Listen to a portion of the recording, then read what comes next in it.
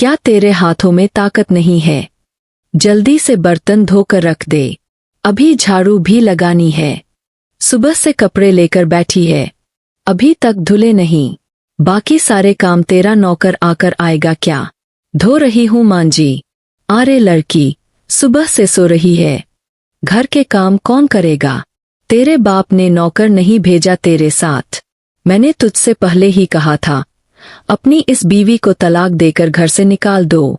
संगीत। रानी, मैं तुझे तलाक देता हूँ, तलाक देता हूँ, तलाक देता हूँ। शोभा, निकल जा यहाँ से। संगीत। ये आपने क्या कर दिया? आपने मुझे सच में तलाक दे दी। अब मैं कहाँ जाऊंगी? इस दुनिया में मेरे पास आपके सिवा कोई नहीं है। जहाँ जाना है जा, इस घर से निकल जा। अब तू यहाँ नहीं रह सकती। कामरान ने मुझे तलाक देकर घर से निकाल दिया, अब मैं कहाँ जाऊंगी? चाची, दरवाजा खोलो ना, कामरान ने मुझे तलाक देकर निकाल दिया है। चाची, बस कुछ दिन मुझे अपने घर रख लो। नहीं नहीं, तू यहाँ मेरे घर नहीं रह सकती, चली जा यहाँ से। यहाँ तो कोई भी मुझे अपने घर नहीं रख रहा, अब मैं कहाँ जाऊं? काका जी, कुछ दिन मुझे अपने घर रख लो ना। नहीं बेटी, तू यहाँ नहीं रह सकती, चली जा। मुझे जंगल की ओर जाना चाहिए, वहाँ शंकर बाबा रहते हैं, वो मुझे अपने पास रख लेंगे। शंकर बाबा, दरवाजा खोलो, मुझे अंदर आने दो, मुझे घर से निकाल दिया है। इतनी खूबसूरत लड़की मेरी झोपड़ी में क्या करने आई है? बाबा जी, मुझे आपके साथ रहना है, मुझे अंदर आने दो। ठीक है बेटी, लेकिन तू है कौन? यहाँ अकेले क्यों आई? बाबा जी, मेरे घरवालों ने मुझे निकाल दिया है। इतनी हसीन लड़की को कोई घर से कैसे निकाल सकता है? अंदर बैठ, अंदर बैठकर सब बता। बाबा जी, मेरी सास मुझसे बहुत काम करवाती थी, मैं सारे काम करती भी थी, फिर भी मुझे तलाक दे दिया। अब तुझे परेशान होने की जरूरत नहीं, तू यही मेरे पास रह। बहुत बहुत शुक्रिया बाबा जी। बाबा जी, अगर किसी ने मुझे आपके साथ देख लिया तो लोग क्या कहेंगे? एक जवान लड़की बूढ़े आदमी के साथ रह रही है, तुझे चिंता करने की जरूरत नहीं अदा। बस तू किसी के सामने मत आना, यही मेरे पास रहना। ठीक है, मैं दरवाजा बंद कर देती हूँ। तू बहुत खूबसूरत है, तेरा नाम क्या है? मेरा नाम रानी है बाबा जी। रानी जैसी खूबसूरत है, वैसा ही नाम भी खूबसूरत है, पर कामरान ने मेरी इस खूबसूरती की कद्र नहीं की। बाबा जी, यहाँ एक चारपाई है, मैं कहाँ सोऊंगी? तू इसी चारपाई पर सो जा, अब यही तेरा घर है रानी।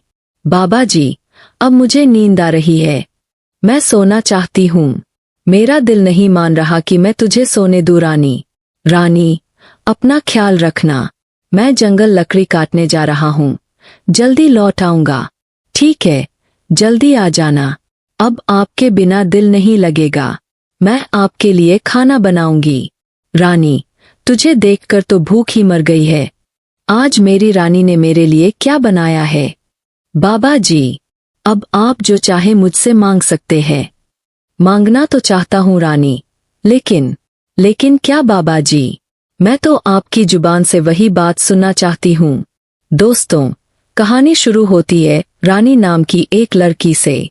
उसकी सास उस पर बहुत जुल्म ढाती थी। रानी बहुत आज्ञाकारी बहू थी, फिर भी सास उसे चैन से जीने नहीं देती थी और हमेशा बेटे के कान भरती रहती थी। शादी के शुरुआती दिनों में कामरान रानी से बहुत प्यार करता था, उसका बहुत ख्याल रखता था, लेकिन जैसे जैसे वक्त गुजरा वो माँ की बातों में आ गया और एक दिन माँ के कहने पर रानी को 3 तलाक देकर घर से निकाल दिया। रानी बिल्कुल बेसहारा थी। माँ बाप के देहांत के बाद उसकी शादी उसके मामा ने की थी, लेकिन मामा लालची निकला और रानी की सारी जायदाद हड़प ली। रानी मदद मांगने हर घर गई, मगर किसी ने पनाह नहीं दी। आखिर थक हार कर वो जंगल में शंकर बाबा की झोपड़ी में पहुंच गई। जंगल की उस छोटी सी झोपड़ी में रानी और बाबा शंकर की जिंदगी नई राह पर चल पड़ी।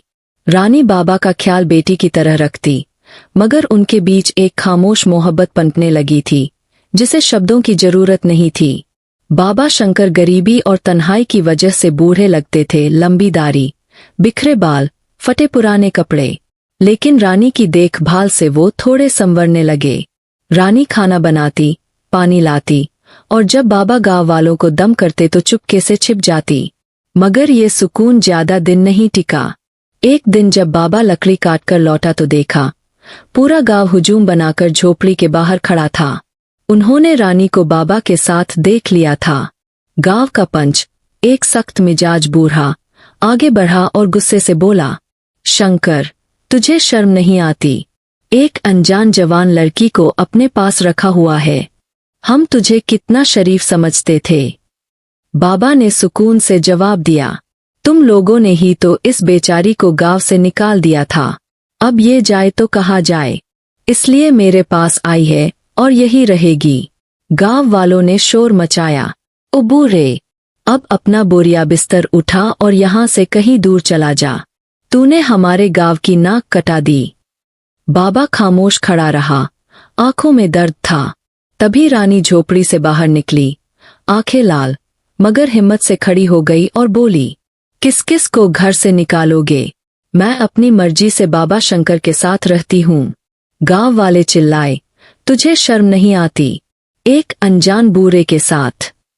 रानी का गुस्सा फूट पड़ा, आवाज कांप रही थी मगर मजबूत थी। मेरे शौहर ने मुझे तलाक देकर निकाल दिया। मैं कहाँ जाती? तुम लोगों ने मुझे पनाह तक नहीं दी। अब मैं आजाद हूँ, मेरी मर्जी, जिसके साथ चाहूँ रहूं। और सुन लो, आज ही बाबा शंकर से निकाह करने वाली हूँ। ये सुनते ही सबके मुंह बंद हो गए। कोई जवाब नहीं था उनके पास। रानी ने घमंड से कहा, अब तुम लोगों को जवाब मिल गया ना कि बाबा शंकर मेरे क्या लगते हैं।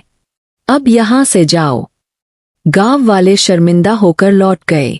उसी दिन रानी और बाबा शंकर ने सादगी से निकाह कर लिया। बाबा को यकीन नहीं हो रहा था कि रानी ने उसकी इज्जत बचा ली। शादी के बाद बाबा रानी का और भी ज्यादा ख्याल रखने लगा। जंगल से लकड़ी काटकर बेचता और पैसे लाकर रानी के लिए छोटी मोटी चीजें लाता। रानी भी अब सुकून में थी, कम से कम ताने तो नहीं सुनने पड़ते थे। फिर एक दिन खबर आई, रानी के मामा मामी की कार एक्सीडेंट में मौत हो गई। पुराना मुंशी आया और बोला, रानी बिटिया, तेरे मामा ने जो तेरी जायदाद हड़पी थी, अब सब कुछ तेरा है। चल, अपने घर वापस चल। रानी को दुख भी हुआ और एक नई उम्मीद भी जागी। उसने सारी बात बाबा को बताई। बाबा ने कहा, रानी, मैं तो तेरे बिना नहीं रह सकता। जहां तू जाएगी, मैं भी तेरे साथ जाऊंगा। रानी मुस्कुराई और बाबा का हाथ थाम लिया। इधर कामरान और सास सुषमा को जब पता चला कि रानी तो बहुत बड़ी अमीर है, आलीशान हवेली, ढेर सारी जमीनें, गाड़ियां, उनके पैरों तले जमीन खिसक गई। दोनों जंगल में रानी के पास पहुंचे। सुषमा झूठ मूठ रोने लगी। रानी बिटिया, मुझे माफ कर दे, हमने तेरे साथ बहुत बुरा किया। कामरान बोला, रानी, मुझसे गलती हो गई, चल घर हमारे साथ। रानी ने ठंडी आह भरी और बोली, कामरान, तुमने तो मुझे तलाक दे दी थी, अब किस हक से बुला रहे हो? तभी रानी की हवेली के नौकर एक चमचमाती गाड़ी लेकर आए और बोले, रानी मैडम, हम आपको लेने आए हैं। कामरान सुषमा देखते रह गए। रानी और बाबा शंकर गाड़ी में बैठे और चल पड़े। गाड़ी जंगल की पगडंडियों से निकलकर शाहराह पर आ गई। रानी की आंखों में नई चमक थी। बाबा शंकर, जो अब रानी का शौहर था, खिड़की से बाहर देख रहा था। उसकी दाढ़ी अभी भी लंबी थी, कपड़े पुराने, चेहरा गरीबी की लकीरों से भरा था, लेकिन दिल में एक अनमोल सुकून था। जल्दी ही गाड़ी उस आलीशान हवेली के गेट पर पहुंची जो रानी के बाप की थी। सफेद संगमरमर, बड़े बड़े बगीचे, फव्वारे, नौकरों की कतार, सब कुछ किसी सपने सा। रानी ने गेट पार किया तो बचपन की यादें ताजा हो गईं और वह खुशी के मारे रो पड़ी। नौकरों ने स्वागत किया, रानी मैडम खुश आमदीद, ये घर हमेशा से आपका था।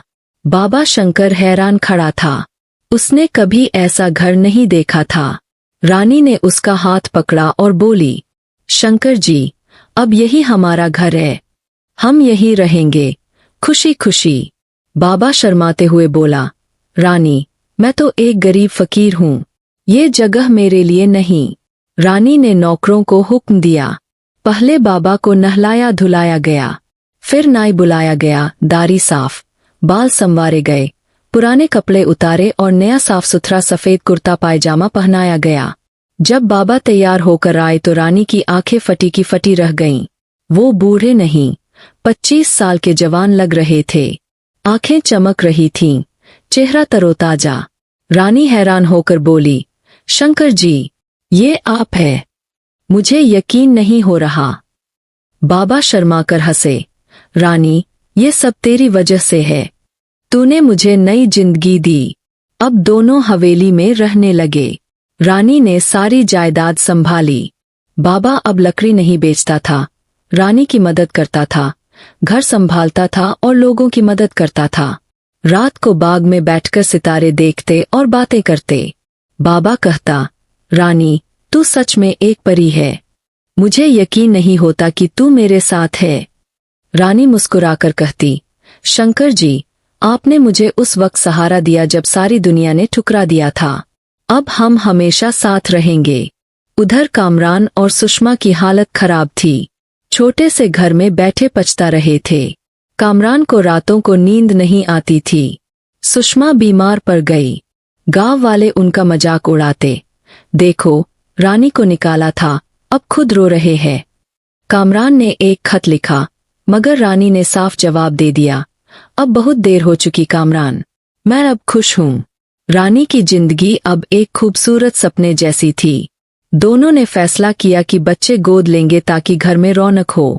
और इस तरह लंबी दर्द भरी रात के बाद रानी की जिंदगी में खुशी का सूरज चमक उठा। उसे समझ आ गया था कि किस्मत कभी कभी बहुत अजीब मोड़ लेती है, और जो टूटे दिल को जोड़ दे वही सच्चा जीवन साथी होता है। समाप्त। अगर आपको इसमें कोई और बदलाव या और निखार चाहिए तो बेझिझक बताइए।